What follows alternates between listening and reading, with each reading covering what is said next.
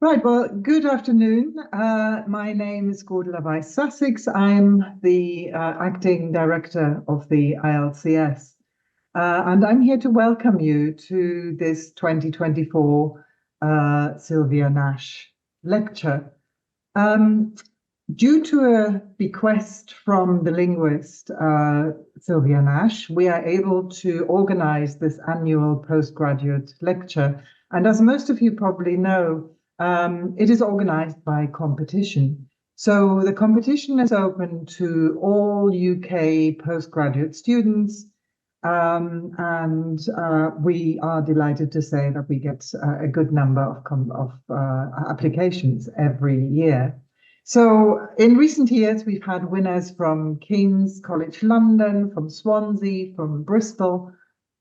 But this year, it is my particular pleasure to welcome as speaker Monja Stahlberger, who until a week ago was a PhD student here at the School of Advanced Study at the ILCS. A week ago, she finished her Viva and did so with flying colors. So just to give you a brief introduction to Monja, she did her BA in Freiburg and then did an MA in Literature and Culture in Birmingham before starting her PhD with us at the ILCS in 2020. She had a scholarship from the Hannah and Norbert Miller Trust, the Martin Miller and Hannah Norbert Miller Trust. And as I say, has just finished her degree and passed her Viva. Monja has, during all her work, all her research, she has always taken every opportunity possible to speak about her work, so she's no stranger to public speaking, but we're particularly delighted to have her here today. And she will speak about a particular angle of her study of diaries written by children and young people who came to Britain on the Kindertransport, and the particular angle is language. So I hand over to Monja. Thank you, Godela. Yes, I think it's only fitting that I'm giving the Naish lecture at the end of my degree because my other first conference paper was also at the postgrad colloquium, just sort of giving a rough outline of my thesis, and now coming back here and presenting one aspect is a great honour, and I'm very pleased. So as Godela mentioned, I'm going to talk about one particular aspect of my PhD thesis on negotiating belonging in diaries of Kindertransport refugees. And the aspect that I want to focus on today is the language aspect, language use in the diaries, and I titled this talk Across Language Borders, Writing Integration and Belonging in Diaries of the Kindertransport. Before I start, though, I want to sort of briefly say why study diaries, like why look at this. And it's been a fascinating 3.5 years to actually investigate these diaries, because I think that they hold a special place in the literary world because they're often considered as windows to the soul of their authors. And they offer us glimpses into personal experiences, emotions, and reflections. They reveal an intricate tapestry of experiences. And beyond the mere recording of events, the diary and diary writing are also art forms. They are an expression of identity, memory, and belonging that's intricately interlinked with language and everyday experiences. And it also offers an opportunity to move away from the retrospective gaze of memoirs and other ego documents such as oral history, and we can actually try and understand the experiences as they happened, sort of in a way of first-hand experience at the time. So today I want to introduce you to 6 diaries written by Kindertransport refugees, and I'm going to introduce the diaries to you a little later. So it was during a time when they were fleeing Nazi Germany and Austria, and they arrived in Britain as unaccompanied child refugees. And I want to look at how they use language in their diaries and in their writing. So we'll show how we can uncover translingual narratives in the diaries that defy the conventional boundaries through a nuanced examination of language within these diaries. I argue that language becomes a dynamic tool not just for communication, but for expressing identity, navigating belonging, and coping with displacement in everyday life. So as we immerse ourselves in the diaries, we can uncover more than just personal anecdotes. We witness the evolution of language itself, subtle shift in vocabulary, tone, and expressions that reflect the ever-changing landscape of language use, as well as how the Kindertransport refugees negotiated their experiences, and with that, integration and notions of belonging. So let me briefly talk you through the outline. So I've roughly structured it in 4 parts. I'm going to give a really, really quick historical background and theoretical consideration so that you just sort of have the base knowledge, and don't worry, it's not going to be too theoretical. And then I'm going to dive into the analysis of the examples, and I've sort of roughly structured it in writing about languages. So what do they say? What can we see on a visual level? What can we see on a content level? And then in a last step, I want to move more towards the linguistic language level in the diaries, and I've titled that section Language Use in the Diaries.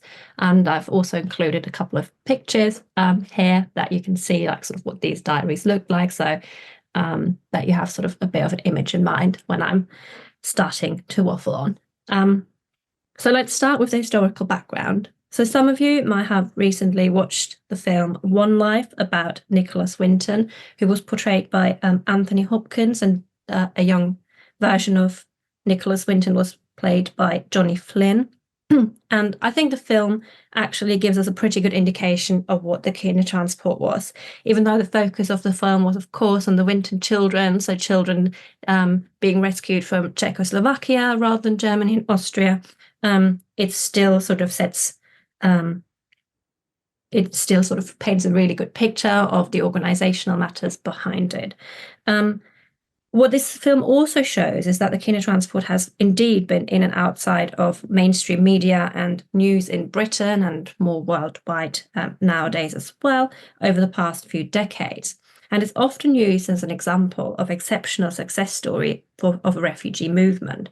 And already in 2006, the historian Tony Kushner argues that of all refugee movements in 20th century Britain, both large and small, the arrival of what turned out to be 10,000 children in the last months of peace that has produced the largest number of histories, memoirs, exhibitions, plays, documentaries, films, and memorials. But what exactly is the Kindertransport, and why has so much attention been paid to it? So you can already get like a brief idea that the Kindertransport was the rescue mission that refers to the arrival of roughly 10,000 children in the UK. So the first transport arrived in December 1938, and it continued until September 1939, when the outbreak of war put a stop to them.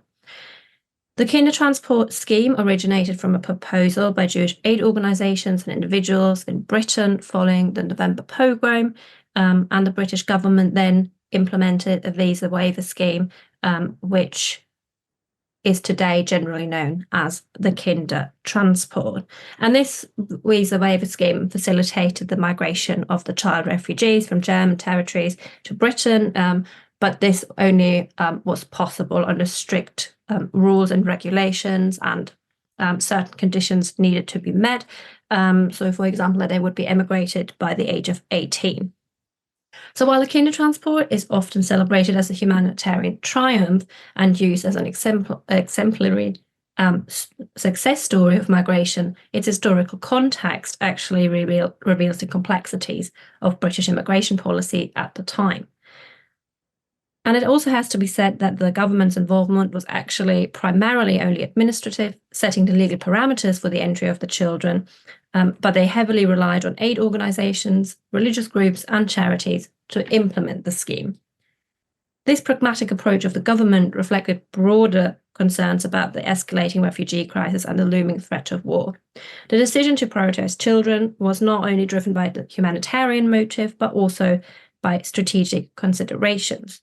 So children were perceived as more adaptable to British society, offering a potential solution to concerns about further immigration. So if they had to stay, they would be more adaptable, more easily integrated into British culture and society.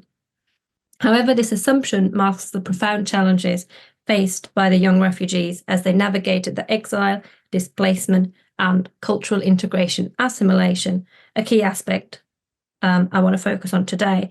And as contemporary refugee movements and debates on identity continue, the Kindertransport remains a really important reminder of the complexities of migration and cultural integration of child refugees on a broader level. Right, so moving on to the theoretical considerations, it's important to understand the complexities of language and language acquisition in this talk. So I really want to sort of give you a brief introduction into this and how this is related to identity formation and negotiating belonging. And I suggest, sort of from the set out, that rather than viewing language as static, so fixed within rigid categories of monolingualism or multilingualism, it's crucial to embrace the fluidity of language. And what I suggest here is using the concept of translingualism. So this approach allows us to appreciate how language is intertwined and evolves within the narratives of these refugee diaries.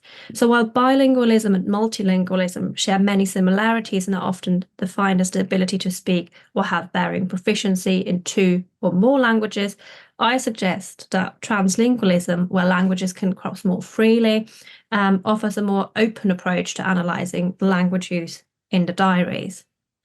So in recent years, studies on migration, globalization, and culture have shifted towards a more multidisciplinary understanding of language. Scholars like Jill Valentine, for example, explore the role that choices and use of language play in how young people make sense of their identities and affiliations within specific situated contexts of everyday encounters. And other scholars like Krishna, Harris, and Mitchell emphasize the difficulties in their 2020 article exploring the integration of child refugees, which the Kindertransport refugees faced in the integration process. So they state most of the Kinder point out that most of the English they learned was self-taught, embodied by interacting with peers with limited to non-existent institutional and structural support, such as specialized English language classes targeted at non-native speakers. So this process of language acquisition was further complicated by the trauma of displacement. And here I'm following a line of inquiry that Brigitta Busch, Brigitta Busch suggests, where she says that changing location and language can also be experienced as hardship or as a source of ongoing emotional stress. This is particularly likely in the case of forced displacement and if the situation after immigration continues to be experienced as precarious, uncertain, or even hostile. So relocating to a new country and being surrounded by a new language environment can obviously be emotionally taxing, leading to a blend of what's familiar, what's recognizable, and of what's unfamiliar. And then there's this effort to try and find new linguistic expressions. However, the environment does not necessarily need to be experienced as hardship, but we can also view this as an opportunity, and so can the Kindertransport refugees, as we will see in the diaries. And here I'm suggesting to look at it in the way that Stephen Kelman suggests, that the creation of a new voice through language can reflect the invention of a new self. So for Kindertransport refugees, language can arguably become a tool for negotiating new experiences and shaping notions of belonging in a positive or negative way.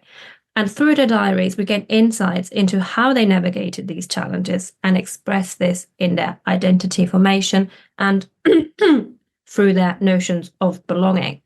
So examining the linguistic repertoire reveals the diverse linguistic elements that characterize everyday interactions for these refugees.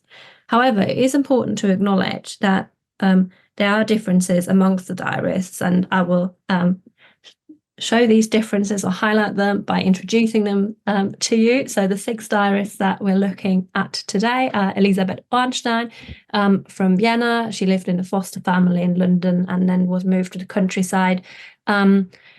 to Buckinghamshire. Then we've got Kurt Selig, who also lived in London in a hostel, not in a foster family, and then he joined a foster family after evacuation to the countryside. Helga lived with the Attenborough family with her sister. She was from Berlin and was also sent to a boarding school in Cornwall. We've got Ingeborg Ziegler, who lived with family. So her uncle and aunt came to London and England before the Kindertransport in the early 1930s, but she was also placed in foster care due to also the evacuation to the countryside, but also financial restraints. And then we've got Ilse Grünwald from Vienna and Leopold Weyer from Karlsruhe, both the sort of more the oldest refugees that I looked at, and they both lived in several hostels and flat shares around London. So just to give you like a brief picture of what these children, sort of what their circumstances are, where they're from. So we have like a wide range of gender, background, religion, and so on. And there's like a nice spread. Right. So I want to start with the first aspect, and this is script switching, and sort of give you a visual idea of what the diaries looked like. So script can be attributed with significance when it comes to how language and belonging are intertwined. So scholars have previously argued that certain scripts can be an expression of a shared identity or belonging to a community or a nation, for example. So arguably, this then ties script and writing to a specific national, local, or ethnic group, for example. So here I'm thinking of different variations of writing styles and alphabets, for example, in the Arabic script, which can vary from region to region. And to some extent, and this is what I argue here, the historical form of German handwriting, current or Sütterlin, while not having a lot of local variants, signifies a form of linguistic belonging which is linked to the German language rather than the German state. So in this example here, you can see Elisabeth and Ilse both wrote in Sütterlin. So these are the two single pages here on the slide, and they were both from Vienna, whereas like there's Edith, a copy at the double page, who wrote in Sütterlin as well, and she was from Germany. So as you can see on the slides here, and some the other diaries that I considered as well, some of them started their diaries in Sütterlin script and then switched to a more standard cursive in their later entries. So arguably, this switch can serve as a visual marker between writing practice that is connected to their lives in the country of origin and a standard practice that was used there, and then getting used to the new script, a more standard sort of cursive used in England. So there's a switch and a visual marker, life before Sütterlin, life after normal script. And I'm calling this normal script just sort of for ease. So this switch was often accompanied by a break in diary writing, sort of the regularity. We can see the entries, which can range from several weeks to a few months, and therefore argue that script switching is connected to the growing time span that the Kindertransport refugees spent away from their country of origin and not being able to practice their writing with regularity. So letters from family members kept coming less and less, for example. So arguably, this highlights the intricate connection between everyday practices and the use of language, not only spoken, but also written. And the use of handwriting in their everyday lives, as I just said, sort of found their way into the practice of writing the diaries as well. So there wasn't a clear division anymore from writing school homework, for example, and writing in a diary, but then they sort of like, with the script switching, started using just one script. And I just want to mention here that this switch from Sütterlin to a more normal script is not connected in any way to that change from Sütterlin to Normalschrift, what it was called in German schools in 1941, which was implemented by the Nazi regime. So there's no connection because obviously they didn't go to school in Germany, but I thought I'd just mention that here. So the aspect of script switching actually ties into an awareness of the difference between language that the Kindertransport refugees encountered in their everyday surroundings, and sort of links to them actually being aware that they're using different languages, not just different scripts, but also different languages. And one example that actually shows this quite well can be found in Elisabeth's diary, and I'm going to start with her entry on Easter Sunday, 1940, where the then 12-year-old girl from Vienna writes, "From now on, I will write in German or English, whatever I feel like, and keep you, my dear book, as a diary. The reason for this is that Britain, her history teacher, told us that it is a good thing to keep a diary, and even if it comes at first a little bit difficult, one must make oneself right." So on a visual level, we can already see here that the entry is not only written in English, but also in normal script. So rather than writing it in Sütterlin like her previous entries and in German, she switches the script and language. And in this entry, she also states her intention of writing in either language and either script, supposedly, which suggests that she wanted to A, maintain her German, and B, also become more proficient in English by utilizing the practice of keeping her diary in both languages. So having said this is actually the first and only entry that she writes in English before returning to German and Sütterlin, until she ultimately switches fully into English after joining her parents in the US in 1941. But her intention to switch between the languages as she pleases still indicates that she's aware of fluidity of her language use, and with this also a fluidity of her senses of belonging, as she not only changes language but also script and the way she sort of deals with language in the diary. And as I already mentioned, she changes back, and her next entry on the 19th of April explains why. And here she writes, "Einige Tage her hatte ich einen Brief von Freuli, in welchem sie sagte, dass sie hoffe, ich schreibe in mein Tagebuch wie verabredet. Und so bekam ich Gewissensbisse und dachte, dass ich doch in Deutsch und Zukunft täglich schreiben müsse." Her entry draws on the interconnectedness between language acquisition and maintenance and the daily practice of writing in the diary. But for Elisabeth, it's not only the irregularity she highlights here, but it's also the use of English that caused her Gewissensbisse. So we can assume that she mentions she should write doch in Deutsch, that she feels bad about writing her last entry in English and thereby not adhering to the promise she made to Freuli. And she also alludes to this in her memoir, that she sort of felt guilty for not doing as she promised. And you can see the quote here. And I argue basically that these feelings of guilt highlight how the language use is linked to feelings of belonging or non-belonging to, for example, community, a specific group, or in this case, specific people. And this can foster or maintain connections between people. So both entries actually point towards Elisabeth being motivated by suggestions made by other people. So we have on the one hand Britain suggesting it would be a good thing to write a diary, and then sort of because she had this suggestion in English, she then switches to English, and then she's reminded by her former governess Freuli that she promised her to write in the diary with regularity, and that was a promise she made in German, so there's sort of a connection here. And Elisabeth's diary is actually not an isolated example of how aware the Kindertransport refugees were of their linguistic surroundings. So while I want to emphasize that I don't really want to make any generalizations, I still want to identify certain trends that can be found in several diaries. And one of them is Ingeborg's diary. So Ingeborg, at the age of 14, for example, switches between German and English in one entry. So not, well, in several entries, but like she uses two languages in entry.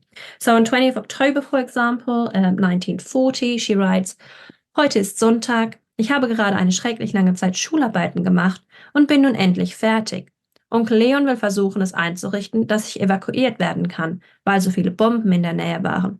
My opinion on this part not being developed properly, I better not write anything until things happen, which I hope they do not because of Peter. I'm making him feel a bit uncertain about my feelings."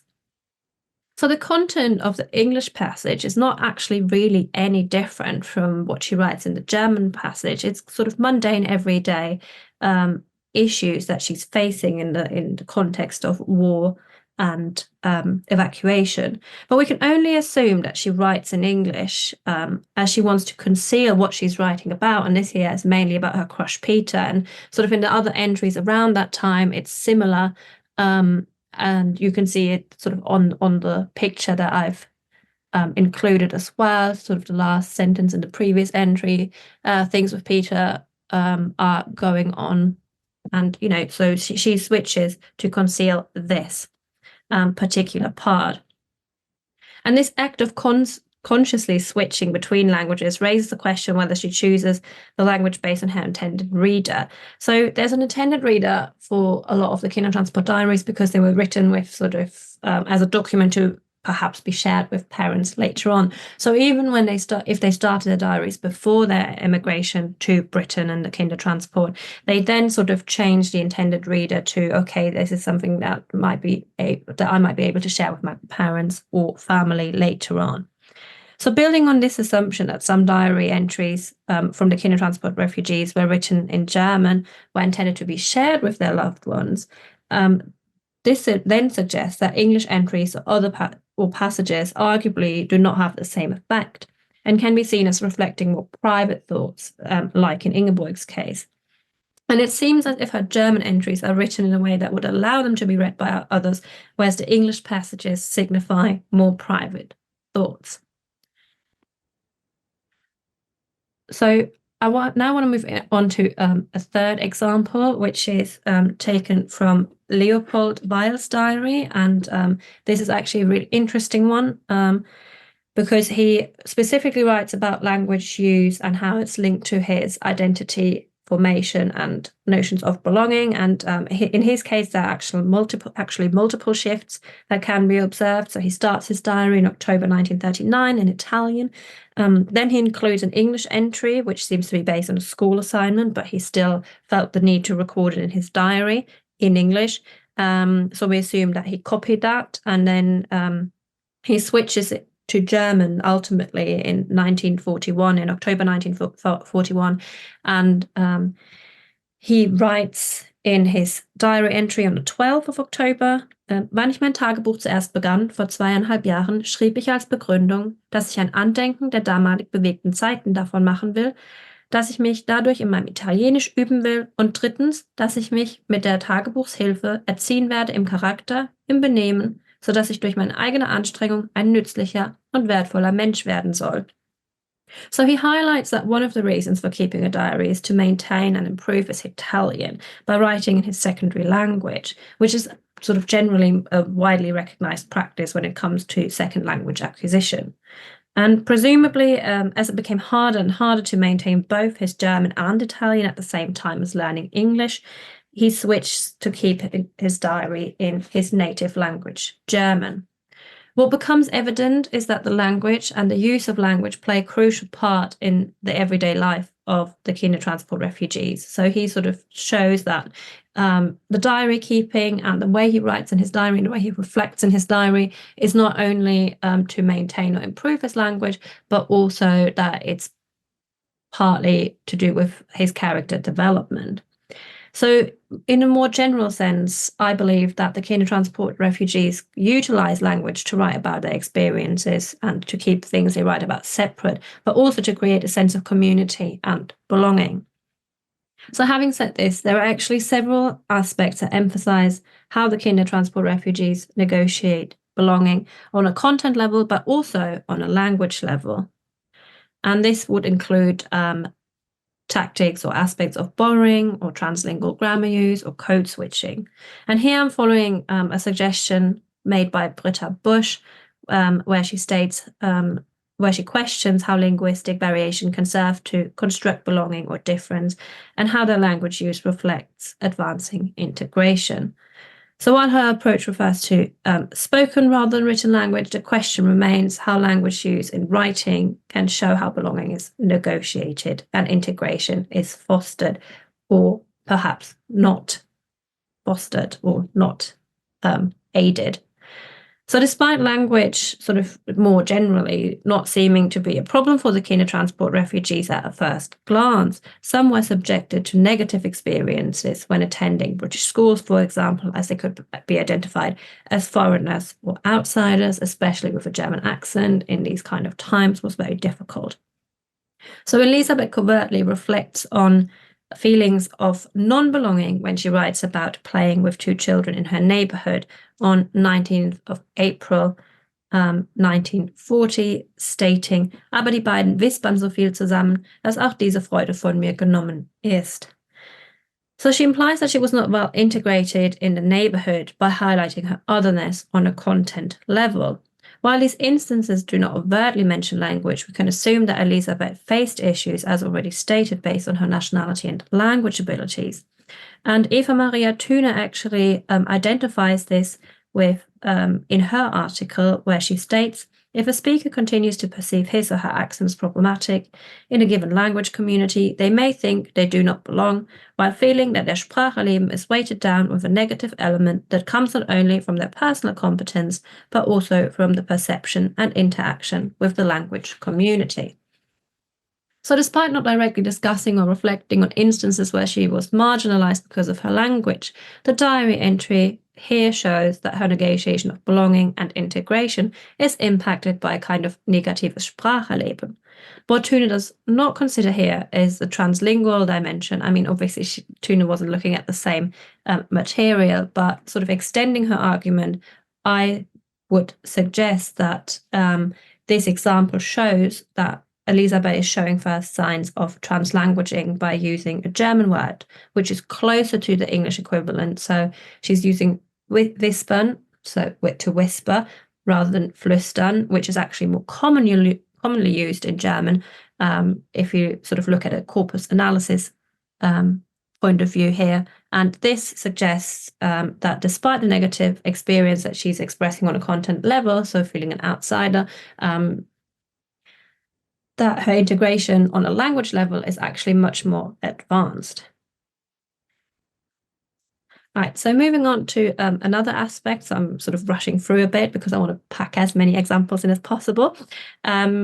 So another aspect that makes the fluidity of language visible is the diarists adding new words or phrases to their repertoire as they try to find new ways to write about their experiences of war and exile, or express things that they've picked up during their everyday interactions in their country of refuge through hearing or seeing them or reading them on newspapers, like on the radio, on billboards, etc.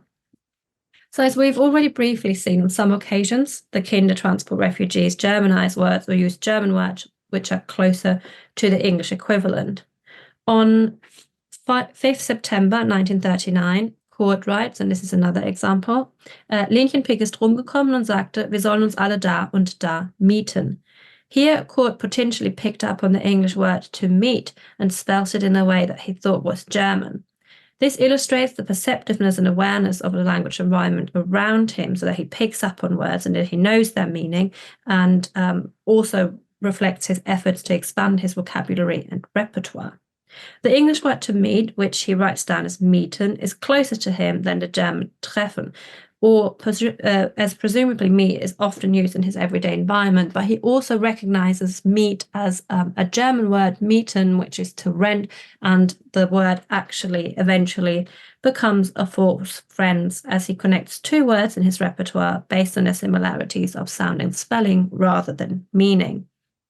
So evidently in Kurt's case, these new terms are sometimes incorrectly spelled because he makes like a wrong connection or just picks them up. And this sort of highlights that he's feeling his way towards the new language and how these words might be spelled after picking them up through oral use, such as in conversations or perhaps on the radio.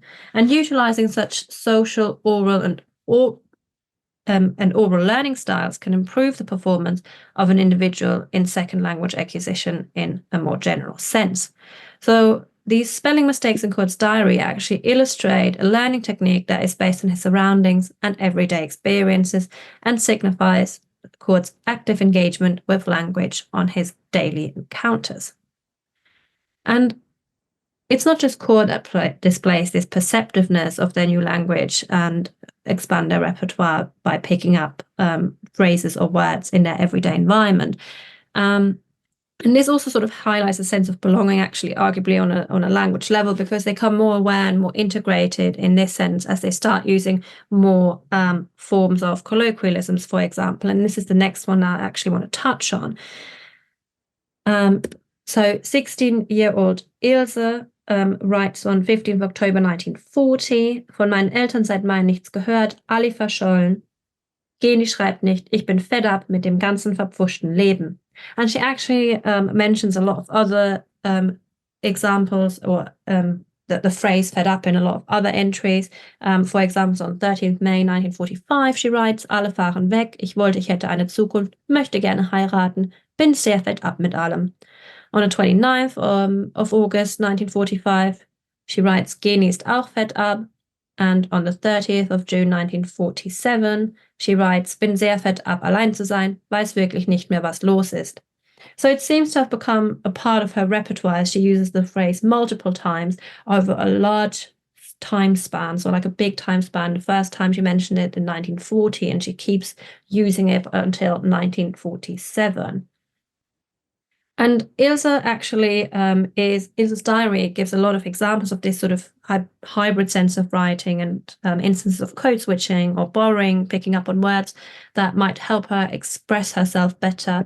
So another example would be from her entry on the 14th of April 1940, where she writes, es sind noch 2 andere Spanier hier und viele wollten schon weggehen mit mir, but I am not interested at all. So I argue here that Ilse is not excluding a potential reader deliberately, as we've seen with Ingeborg or earlier, but instead I suggest that here there are particular ways of voicing her emotions that are closer to her everyday experience and environment, and this is how she expresses them in English. So therefore the code switching can be seen as a display of which language is more easily accessible in this moment to the diarist, and at the same time the switching between languages in one sentence also signifies a proficiency in both and highlights the fluidity. It illustrates the translingual use of language as she's moving freely through languages and thereby breaks down the binary assumptions of languages being static and separate.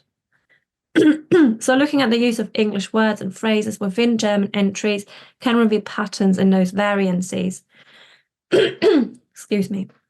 So taking Ingeborg's diary entry as an example once more, we see how she uses English expressions to voice her personal opinions, such as in her entry on the 22nd of September 1940. She writes, diese Woche begleitet an unnamed boy from her former class, mich fast jeden Tag bis nach Hause, und einmal merkte es Tante Claire, but I really do like him. So Ingeborg then, age 13, again moves between languages using German and English in this case again to write about more private thoughts and feelings. So it doesn't always need to be just sort of like completely excluding a potential intended reader, but just in general to express her own feelings, and in that moment that might be closer. And this is also arguably shown in another entry where she says, da sind so viele Sachen, die ich schreiben müsste, aber I can't be bothered. So arguably Ingeborg feels that this particular expression fits her emotions better, and she chooses this instead of a German equivalent.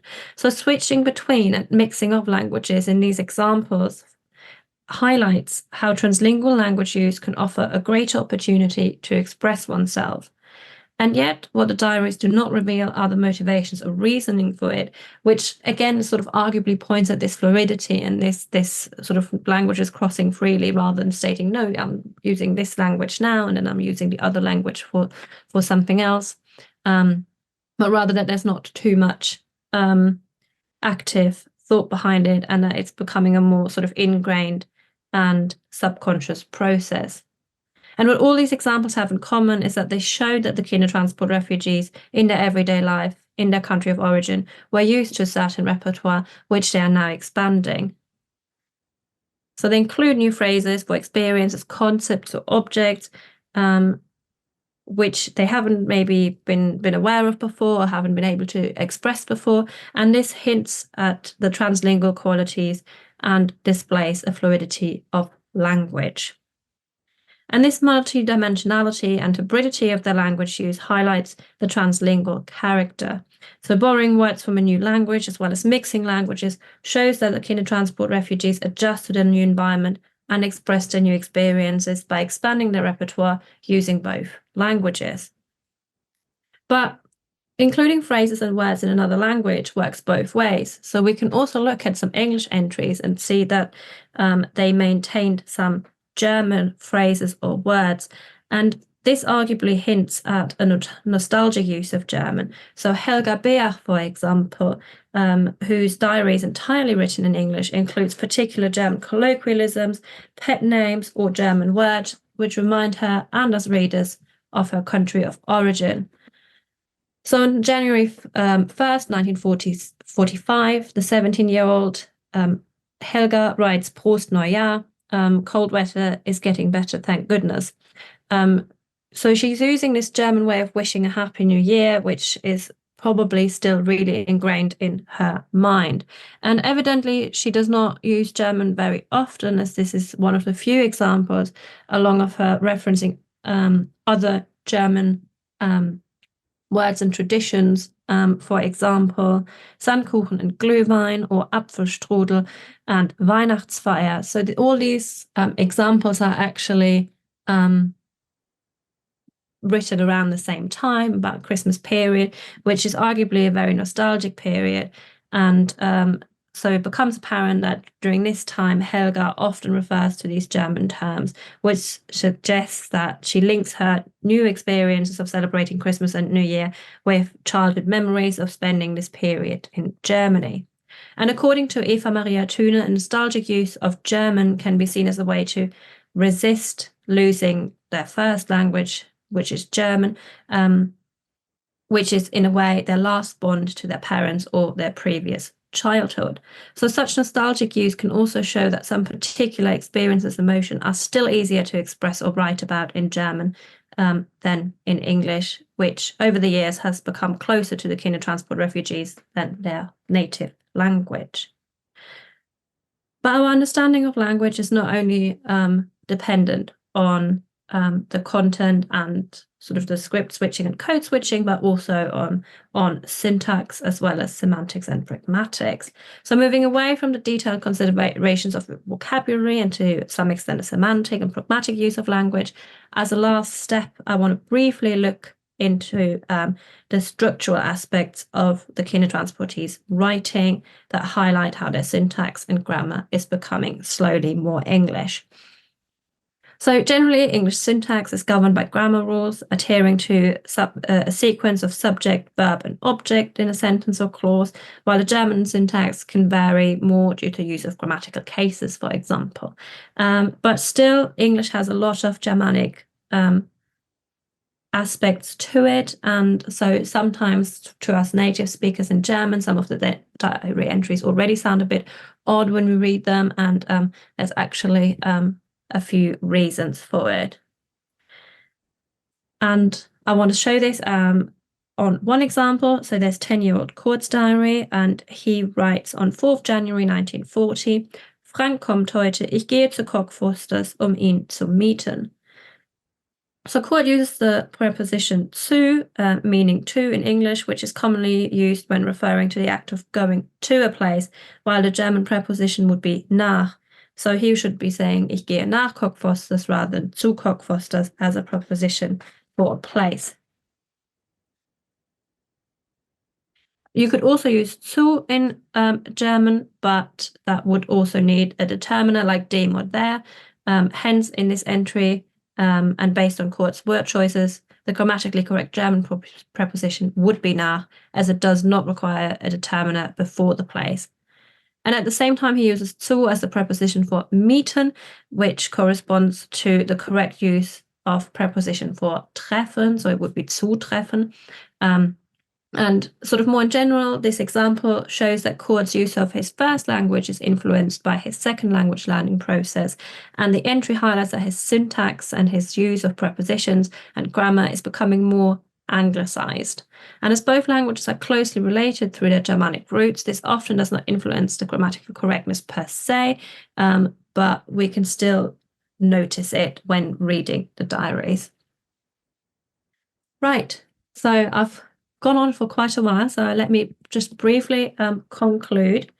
Yeah, I just want to say that basically the diaries give us a lot of different indications of how the Kindertransportees use language in their diaries, and they show us the varying degrees in which the refugees felt a sense of belonging and integration. So the examples have shown how language can be seen as a mirror of different stages of Kindertransport refugees' integration, and that they often display translingual qualities in their diaries through methods such as borrowing or code switching. With this, they expand their vocabulary, and while some of them record that they've forgotten their ability to speak or write German, they arguably are just not as proficient in it anymore as they used to be. Yet, as we can see in some examples that were written in English, there are still certain words that the Kindertransport refugees would prefer using in German, like Helga, for example, with her pet names and German terms. The Kindertransport refugees' use of language in their diaries during the early years in Britain emphasizes that there's a shift and change in language, which is inevitable, at least to some degree. And I'm referring here back to Eva Maria Thune, who argues in this regard that the price of learning English so quickly was often that German was forgotten, a price which many seem to have been willing enough to pay. And she emphasizes that this often resulted in English monolingualism, while a lot of them mentioned that their German was forgotten or somehow hidden away. And more generally, concerning language shift and language death, Susanna Romain argues that the result of bilingualism Susanna Romain argues that the results of bilingualism as a stage on the way to eventual monolingualism is in a new language. So bilingualism is just sort of a step towards monolingualism. And I propose to expand this idea and to reject an exclusionary and binary narrative to fully understand the impact that language had on the Kindertransport refugees and move towards an understanding of translingualism rather than bilingualism or monolingualism. And what these examples should have shown is that such a narrative indeed does not hold up, and that the use of language is fluid and dynamic and not a stage of eventual monolingualism, as Thune and Romain suggest. So theories of translingualism therefore play a crucial role in analysing the hybridity of language use in the diaries. And looking at the manifestation of trans and to some degree multilingualism in the form of hybrid writing then also allows us to draw connections between the deployment of language and notions of belonging through language. So some children show that both multilingualism, so the languages are still somehow distinct, and translingualism, the languages cross freely, is depicted in their diaries. And the diaries that were initially written in German and later shifted to English also yield valuable information on negotiations of belonging and identities in flux. However, it is important to emphasize that these shifts are often rooted in also wider changing circumstances in the exile experience, and therefore it's becoming necessary to not only look at the language and language use in an isolated context, but also in the greater context of the exile experience, the history of the Kindertransport, and the Kindertransport refugees' use of memory, everyday interactions, and notions of belonging. And particularly the aspect of repertoire and register, of multilingualism and translingualism, and of language use often illuminate a fluid change as the Kindertransport refugees adjust to their new environment. For having said this, for some, sort of later on, and as Thune also argues, this was experienced as more problematic. Hannah Weinberger, for example, a former Kindertransport refugee, reflects on this years later in her article stating, with hindsight, I now realise that the neglect of my native language was one aspect of my loss of identity, which was a real, tough, unacknowledged part on my situation, in spite of all the kindness shown to me. So she not only attributes language as a characteristic of national belonging and identity, her native language, but also touches on the lasting impact that language shift and change had over time. So while this is certainly not discussed or shown in the diaries to the same extent, the diaries show that translingual qualities rather than language death. And Hannah's observation certainly draws attention to the challenges and opportunities that arose later, but at the time of the Kindertransport, there were much more opportunities in the language use that is often acknowledged. Thank you.